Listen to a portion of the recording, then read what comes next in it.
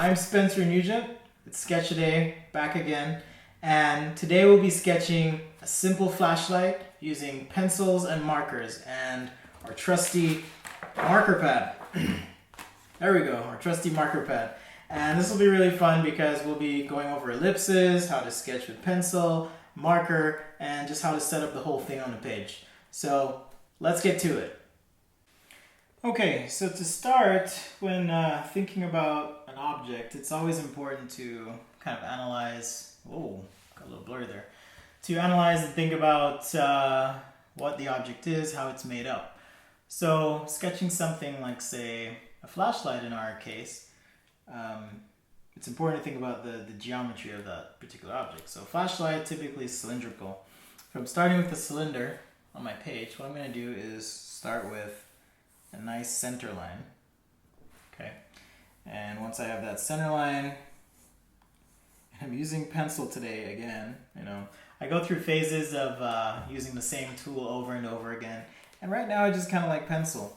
So because I have this axis or center, remember if you're sketching an ellipse, it has a major axis and a minor axis. Minor. I know it looks weird, but it's minor. The minor axis is the shorter of the two. So as I'm sketching, I want to make sure that my minor axis is perpendicular to that major axis, or 90 degrees, and that the minor axis rests on that central axis of the shape that I'm sketching. And I can vary the size of these if I want. So as I get into the handle section of my flashlight, for example,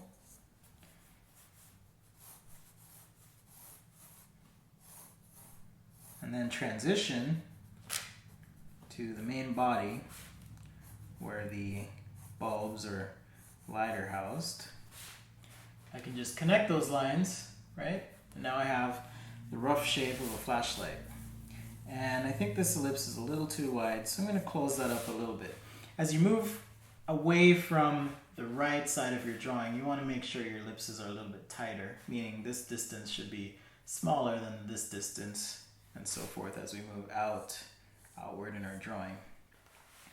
Okay, so I've got my light outline here. Just by offsetting that ellipse, I can create the inside of the bulb. If I've got some sort of bezel on the flashlight, adding another line here can communicate that. And I'm going to go ahead and sketch in kind of a nice switch right here on the top. Really simple.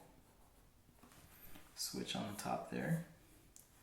And for my handle, as I part this out, I want this to be like a rubber or have that kind of feel. So my switch, I've kind of introduced this line that runs along.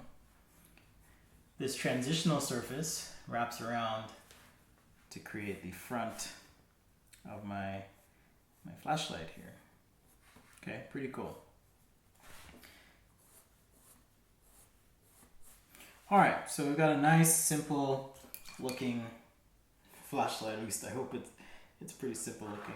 I've got two orange markers here. Not as prepared as I have been on one of the days, but I've got two orange markers here. I'm going to use this for the front of my flashlight. I'll use my grays for the handle. And as I always do, start with the lighter of my oranges and just sketch in the outline of those areas that are going to be that color. Again, this just helps me. If I've got light coming from this direction, I'm going to have a shadow pour down here and blend up toward some sort of highlight, so skip a line.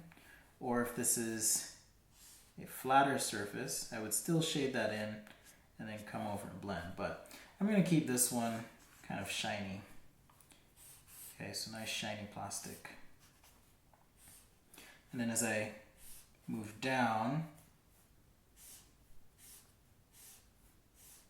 allowing for some reflected light from the surface below that this flashlight is going to be casting a shadow on. Shade the inside portion here, like so, where there'd be a shadow. Okay, and with my darker of the two oranges, I can punch that shadow core a little bit, and by skipping a line and creating some banding on the side, I'm communicating a shinier finish to this, okay? So again, if you're just starting to draw and you want to figure out how to mimic or show something, best thing you can do for yourself is to draw from observation as much as you can, and then move into drawing from imagination. So because I have my shadow core here, and this surface is a cone, right? This little section of my flashlight here is a cone. The shadow core is going to taper and be compressed as I move back and get into the rest of my handle. So what I was doing there was just making sure that I map out the width of that shadow core. That looks kind of fresh. I like the light look of this rubber. My gray marker is actually drying out just a little bit. So I'm just going to work this with one marker. That'll be my gray. A little bit of another core on the back side there. And now we have that 3D wrapping effect around this cylinder. So with markers, as the marker dries, you can always come over the same area again and work it if you want to, and that will give you just a little bit more punchiness in that area. Now to cap off our flashlight, I'm going to say that I've got a nice rubber bottom here, and because this is maybe a little bit more textured, I'm applying my marker a little differently. Okay.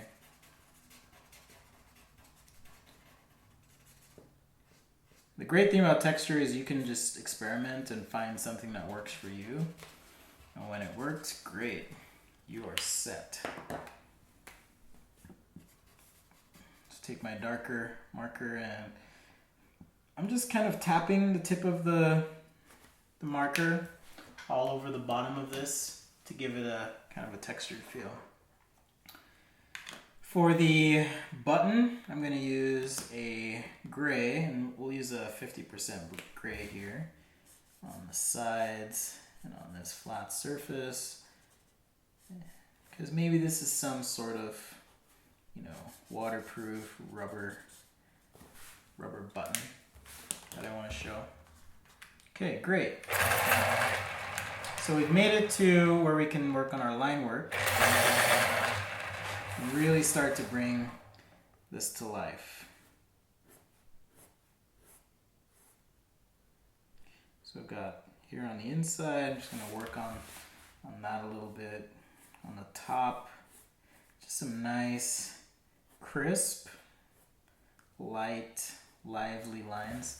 And I'm not tracing. Okay. Just redrawing, keeping this nice and fresh and light. My personal preference tends toward lively, loose sketches. So even when I do a tighter rendering, I like to kind of loosen it up a little bit with those hand marks. However, to add a little tightness in, I can use my ruler. Say, for example, here, maybe just on the two bottom edges, like so. And that will just kind of help this feel a little bit more tight. But not so much to the point where it's sucking the life out of the sketch. Because these are two parts that meet together, I've added just a little double line right here. And I've exaggerated a little bit, but one thing you can do as you're sketching products or objects where two pieces meet, if you include a little double line, it really helps create some believability in the appearance of that material as it touches another material. Okay, let's pull some of this detail out.